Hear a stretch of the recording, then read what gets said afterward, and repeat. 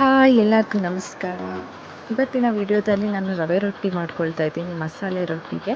ಇದಕ್ಕೆ ಸ್ವಲ್ಪ ಬನ್ಸಿ ರವೆ ಮತ್ತು ಸಣ್ಣ ರವೆ, ಮೈದಾ ಬಿಟ್ಟು ಮೈದಾನು ಗೋಧಿ ಎರಡು ಮಿಕ್ಸ್ ಆಗಿರೋವಂಥ ಫ್ಲೋರ್ನ ಹಾಕ್ಕೊಳ್ತಾ ಇದ್ದೀನಿ.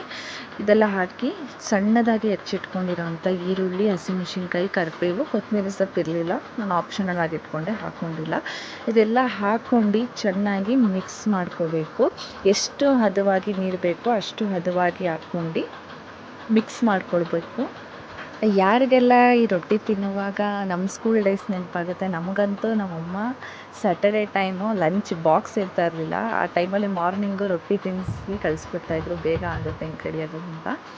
ಸೊ ನನಗೆ ಈ ರೊಟ್ಟಿ ತಿಂದಾಗೆಲ್ಲ ನನಗೆ ನನ್ನ ಸ್ಕೂಲ್ ನೆನಪುಗಳು ಅಮ್ಮ ಮಾಡಿಕೊಡ್ತಾಯಿದ್ರು. ಅದು ಸ್ಯಾಟರ್ಡೆ ಟೈಮೇ ಮಾಡಿಕೊಡ್ತಾಯಿದ್ರು. ಒಂದು ರೊಟ್ಟಿ, ಹಾಲು ಕುಡ್ಕೊಂಡು ಹೋಗ್ತಾಯಿದ್ವಿ ನಾವು, ಲಂಚ್ ಬಾಕ್ಸ್ ಇರ್ತಾ ಇರಲಿಲ್ವಲ್ಲ. ನಾವು ಏನೇ ಕಷ್ಟ ಅನುಭವಿಸ್ಬೇಕಾಗಿದ್ರು ಆ ಜಾಗದಲ್ಲಿ ಬಂದ್ರೇ ಅಂತ ಗೊತ್ತಾಗೋದು. ಸೊ ನಾನು ನಮ್ಮಮ್ಮನ ತುಂಬ ಮಿಸ್ ಮಾಡ್ಕೊಳ್ತೀನಿ ನಾನು. ಯಾಕಂತ ಅಂದರೆ ಅವ್ರು ಅಡುಗೆ ಮಾಡ್ತಾ ಇರುವಾಗ ಆಗಲಿ, ಊಟ ಮಾಡುವಾಗ ಇಷ್ಟು ಈಸಿನ, ಇಷ್ಟು ಲೇಟ್ ಮಾಡ್ತಾರಲ್ಲ ಅಂತ ಅಂದ್ಕೊಳ್ತಾ ಇದ್ವಿ. ಆ್ಯಂಡ್ ನನಗೆ ಈಗ ನನ್ನ ಮಗನ ರೆಡಿ ಮಾಡಿ ಸ್ಕೂಲಿಗೆ ಕಳಿಸೋವಾಗ ನನಗೆ ಆ ಎಕ್ಸ್ಪೀರಿಯೆನ್ಸ್ ಆಗಿದೆ. ಸೊ ಏನೇ ಒಂದು ಕಷ್ಟಪಡಬೇಕಂದ್ರೂ ಆ ಜಾಗಕ್ಕೆ ಬಂದಾಗಲೇ ಆ ಜಾಗದ್ದು ವ್ಯಾಲ್ಯೂ ಆಗಲಿ, ಆ ಮನುಷ್ಯನ ವ್ಯಾಲ್ಯೂ ಆಗಲಿ ಗೊತ್ತಾಗೋದು.